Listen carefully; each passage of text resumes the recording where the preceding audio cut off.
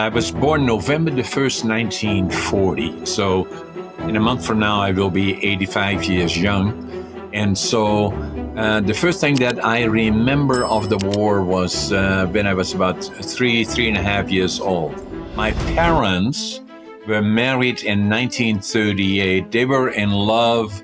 They had rented a beautiful house, a little duplex actually. And so they were in love and very quickly had a boy and a girl. And then my mother was pregnant with me. And then everything changed because Hitler, the dictator in Germany, decided to that part of Poland or all of Poland should be part of Germany. And the next step would be to invade and take on Western Europe, in our case, Holland. So my dad, in April of 1940, was drafted into the Dutch army. And the last time they saw him was in Rotterdam. And the Germans then didn't feel that Holland capitulated quick enough, and they bombed the city, this major, beautiful city, Rotterdam, the center of it. And that's the last place that somebody saw my dad, and it would be 5 years before they knew if he lived or died. So my mom then was alone with the two kids, and then obviously pregnant with me. It was a difficult time for her and them and everybody around them. And it was not just one helps the other. Everybody was into survival.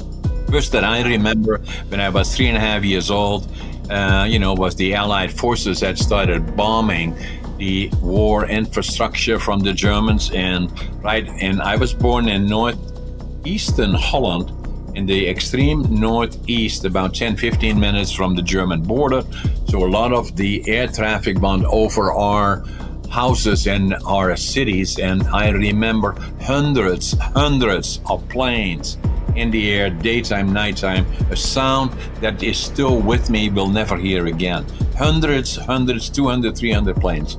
And in the distance, my mom would take us outside on the flat roof behind our house to look in the distance, because not it was so pretty, but rather she felt safer outside than inside. And in the distance, we could see the cities burning across the border. Wilhelmshaven, Kiel, Hamburg, and on and on and on. All those cities close to the North Sea in the northwestern part of Germany. And so the next thing that I remember is that the hunger in 1944, when the Germans cut off all the food supply to our region.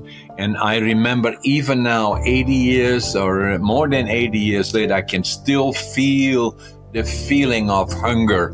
And every morning, my brother, my sister, and myself, we would go with gunny sacks into the railroad yard, pick up anything edible and burnable. The reason that we did as kids, they wouldn't shoot us, they put us one, but we'd be back the following morning. And then the winter of 1944-45 in Holland was the coldest one on record. And I still remember a little part of our house that we heated, a very small part, and we sit around this heating system that we had, and you burned in the front and you froze in the back. And I can still feel it, the feeling of cold and hunger, and then anxiety, because there was always that sense of anxiety. And then as the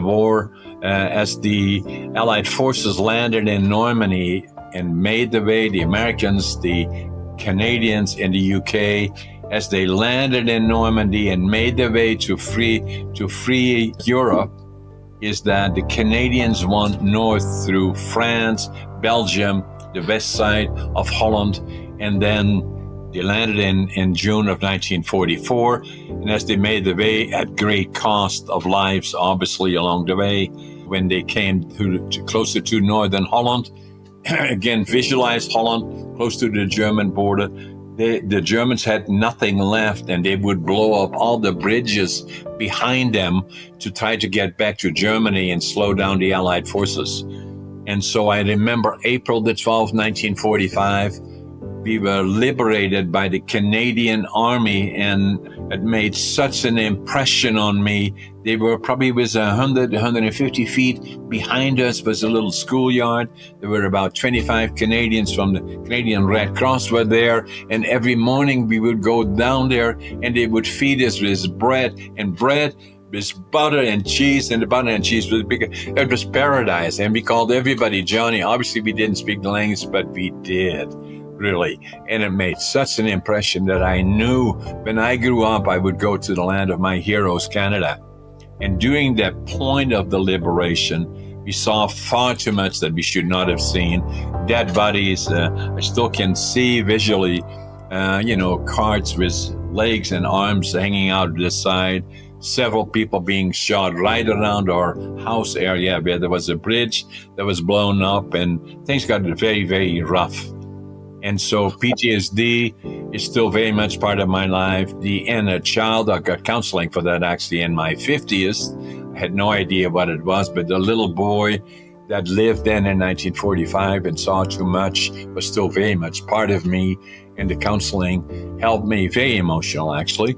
Anyway, so that was all still part of it. And so it was tough and rough. And for some people, with all due respect, may think that once the war is over, everything goes back to normal. It simply doesn't. It can take generations, as it did for us.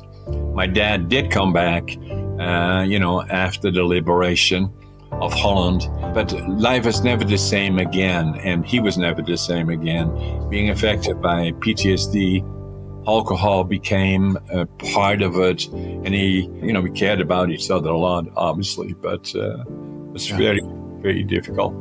So let me take you a little bit further then. So then gradually, obviously, takes a long time to get things back to a sense of normal. But, the Canadians, to me as a little 5-year-old, made an immense impression. And I knew once I grew up, I would go to the land of my heroes, Canada.